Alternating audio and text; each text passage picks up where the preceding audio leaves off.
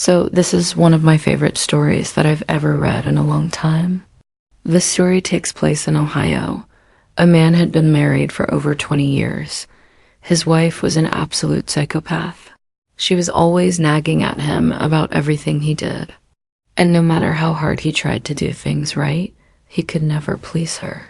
After being married to her for more than 20 years, he finally decided he had enough and he wanted a divorce. He just couldn't take it anymore. So he goes to the lawyer, tells the lawyer he wants a divorce, and the lawyer says, "Okay, no problem. I can get you a divorce." The man says, "Great, but I don't really have any money. I work at McDonald's. I'm a fry cook there. How much is this gonna cost me?" And the lawyer says, "Don't worry about that. You work at McDonald's. I know what's going on there. Tell you what, I'll work for free. I'll take 10% of your money that you make at McDonald's for 3 months, and that I'll pay for the divorce." And the guy says, "Really? That's great. Thank you so much." So they agree on the deal. The lawyer gets everything set up and he goes back to working at McDonald's. Now, after about 2 weeks, the husband goes back to the lawyer and he says, "Listen, I need you to hurry up and finish this divorce because I quit my job at McDonald's." The lawyer says, "What do you mean you quit your job at McDonald's? We got a deal. You work at McDonald's for 3 months and I get paid, and then we'll finalize the divorce." The man says, "No, I told my boss that I was getting divorced and he let me go. I wasn't getting paid enough to work there anyway." The lawyer thinks to himself, "Oh man, this guy's crazy. I guess I gotta keep working on this divorce then." So he keeps working on the divorce. About 2 weeks later, the husband goes back to the lawyer again and he says, "Listen, you gotta hurry up and finish this divorce. My house is foreclosed." The lawyer says, "What do you mean your house is foreclosed? I thought you had a job. You were supposed to be making money." The man says, "No, like I said, I wasn't getting paid enough to work there anyway, so I quit. Now my house is foreclosed. I don't have anywhere to live." The lawyer says, "You're insane. Come on, man, we're almost done with this divorce, okay? Just hang in there a couple more days and I'll get it finalized for you." But the husband says, "No, I need it today." The lawyer says, "Why do you need it today?" And the man says, "Because I'm moving out of state today and I can't take this with me." The lawyer says, "You're moving out of state? Why didn't you tell me that before? What state are you moving to?" The man says, "Nevada." The lawyer says, "Nevada? I am also going to Nevada tomorrow. I have a family reunion. Let's get this done right now." So they go into the office, they get everything finalized, and the man says, "Listen, here's my check for 10% of my wages from McDonald's. Here you go." The lawyer opens up the envelope, looks at the check and says, "Man, this check is for less than $1,000. You weren't even at McDonald's that long." The man says, "Yeah, well, like I told you, I quit." The lawyer says, "But we had a deal. You were supposed to work there for 3 months and give me 10% of your pay." The man says, "Yeah, well, like I said, I quit." The man says, "Yeah, well, like I said, I quit." Then the lawyer starts laughing and the man's all confused and he's like, "What's so funny?" And the lawyer says, "You're the biggest idiot I've ever met in my entire life. Why would I take 10% of your pay when I can get 10% of your life?" The man says, "What do you mean?" The lawyer says, "Listen, I'm not gonna hurt you, okay? I'm not gonna hurt you. You're actually gonna benefit from this. The reason why I took this case pro bono was because I knew that if I could get you divorced and you moved to Nevada, I could use you as my resident client.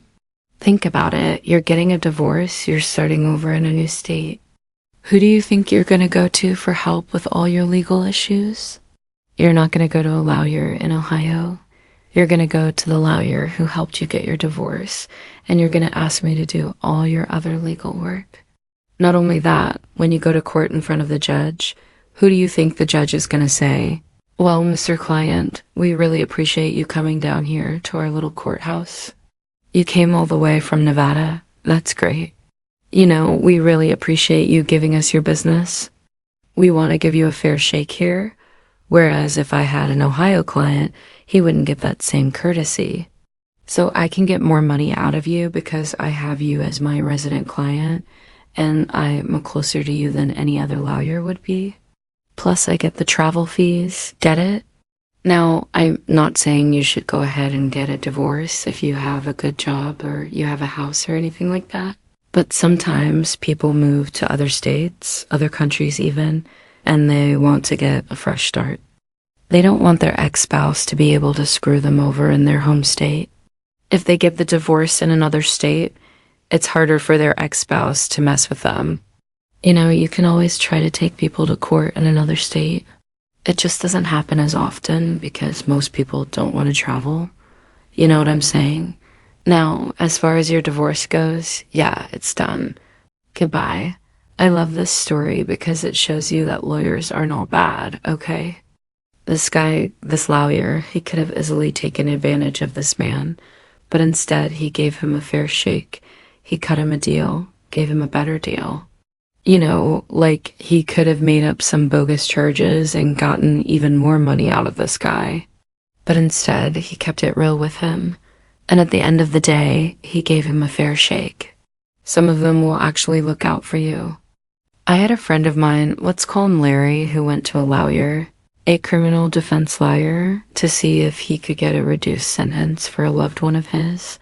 So he goes to the lawyer. He says, hey, listen, I need you to reduce the sentence for this person. Can you help me out? The lawyer says, yeah, sure, come on in, let's talk about it. So they talk about it, and the lawyer says, yeah, I could probably reduce your sentence by 5 years, but it's going to cost you $25,000. My friend says, well, that's a lot of money, but I'll do it. I'll pay you whatever it takes to help out this person. Lawyer says, great, let's go ahead and get started. So they go through everything. The lawyer tells Larry what he needs to do. Larry does it. About 6 months later, the lawyer calls Larry and he says, hey, listen, you ready to pay me that $25,000? Larry says, what? No, you said I'd reduce his sentence by 5 years. It's only been 6 months. You haven't done anything yet. The lawyer says, no, you misunderstood. Those were the expenses. That's what it costs to reduce someone's sentence by 5 years.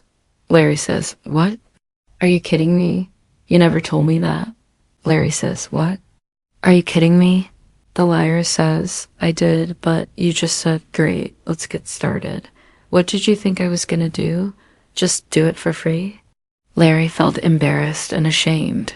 He realized that he had been a fool. He shouldn't have trusted this lawyer. But at the same time, he didn't want to admit that he had been wrong.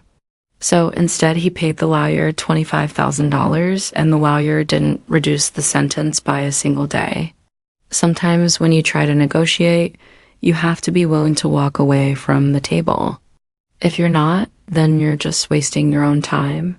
Anyway, I hope you enjoyed this video. And if you did, make sure to subscribe to StoryVD. Also, feel free to follow me on social media. I post there every day. I'm not posting here. So if you want to see a brand new story every single day, make sure to follow me there. Thank you very much for watching and have a great day.